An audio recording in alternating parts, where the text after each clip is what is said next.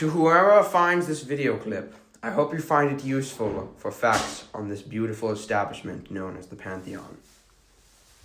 The year is 25 before Christ was born. Who is Christ? I don't know. We'll find out in 25 years. This beautiful new Pantheon was commissioned by Marcus Vipsanius Agrippa.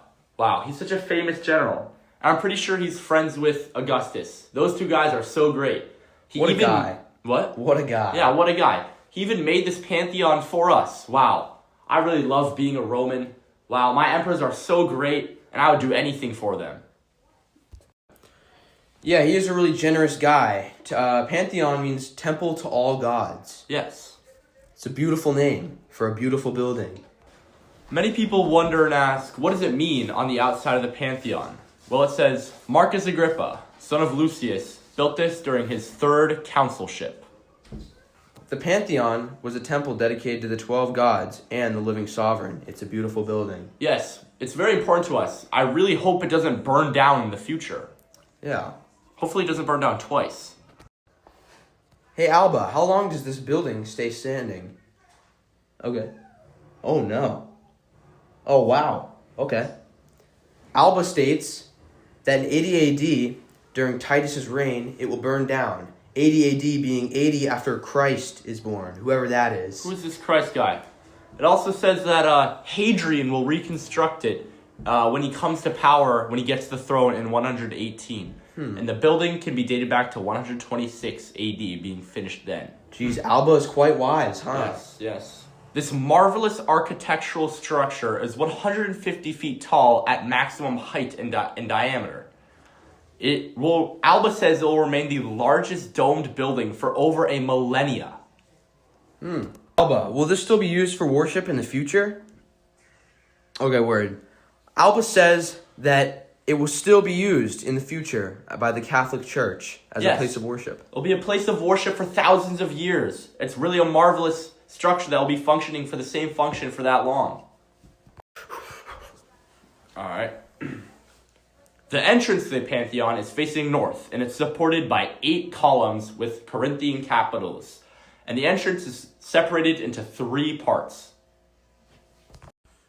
I still can't believe that this is the largest unreinforced concrete dome in the entire world. Yes, Marcus Agrippa is really a great guy. I just love him so much. Yeah, he's great. The top of the dome is supported by 7 rings, which distribute the weight of the concrete onto the walls, which makes the dome be able to freestand. All right. The entrance to the Pantheon is facing north, and it's supported by 8 columns with Corinthian capitals. And the entrance is separated into 3 parts. Innovative concrete was used to keep the building stable and standing. And a large oculus was put at the very top of the building to allow for light to pass through. The Pantheon was primarily built out of bricks and concrete. It was also supported by large granite columns. Look how beautiful they are. I'm going to take some photos. What is that? Nothing. You might notice the beautiful floors of the Pantheon. They're made out of a material called pentalic marble. The top of the dome is supported by 7 rings, which distribute the weight of the concrete onto the walls, which makes the dome be able to freestand. A little bit more about the columns in the front. There are 16 monolithic columns, which are in the well-known portico, which is the entrance of the building. And those are made from Egyptian granite.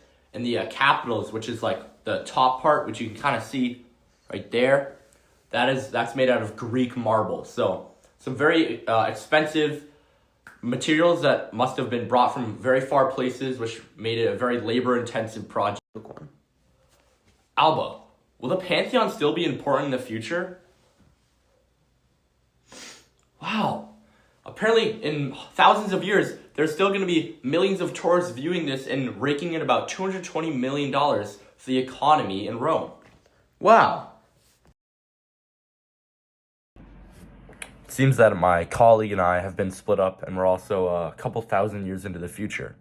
But a common question is, who was Marcus Vipsanius Agrippa? So, Marcus Vipsanius Agrippa was born in the year 63 BC. and he was a politician and a military leader. He gained his power through connections with Octavian, who is better known as Augustus, and Augustus was the adopted son of Julius Caesar. So Agrippa was Augustus's right-hand man. They were best friends, not only in the battlefield, but also, back at home in Rome. They're just great friends. They know each other very well. He was trusted and respected by many Romans. And when Agrippa passed away, Augustus heard of this news and he held a funeral and delivered a speech. So that just really shows like their personal bond and their personal connection there was really strong.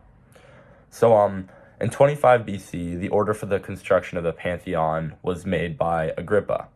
And this building was nothing short of magnificent. Its architecture allows it to have that unique support for things like its portico, which is kind of like that hanging entrance that you see with all those with the 8 columns, and obviously its rotendo, which is better known as its dome, which is it's the largest freestanding unreinforced concrete dome in the entire world, which is kind of crazy. And master builders have commented saying it's not the work of man, but it's the work of angels, and has inspired other works like the Florence Cathedral, the U.S. Capitol building, and St. Peter's Basilica. The building also had a complicated path with reconstructions by other famous emperors like Hadrian, who reconstructed it. Hadrian had a kind of a taste for classical architecture, so which made the recreation kind of similar. He kind of respected the original architecture, because they're trying to preserve this church here, which is still used as a church, which is also kind of crazy. And with the building not only being like a political, so when Agrippa gifted this monument, or not necessarily a monument, when he gifted this building to the people of Rome, Agrippa, it made him seem humble and generous, right? Like the Roman people thought he was a very good leader, which is kind of like a political grab for power.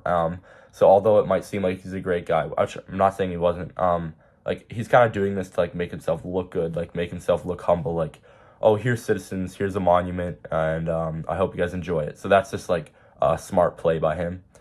And if you're ever near Rome, I just really highly recommend seeing it. I've been there myself. It's a great piece of art, and it's a great building, and yeah, I highly recommend it.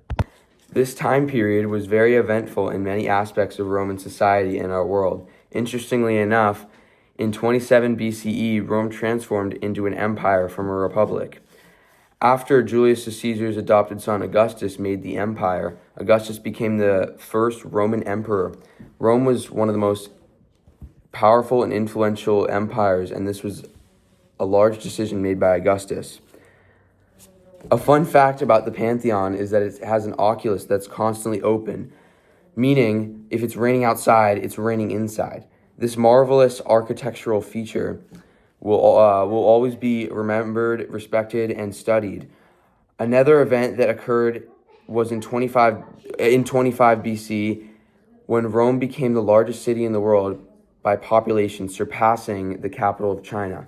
The construction also only took place a couple years after the Battle of Actium, where Octavian and his ruling general Marcus Agrippa fought the combined forces of Cleopatra and Mark Antony and came out victorious.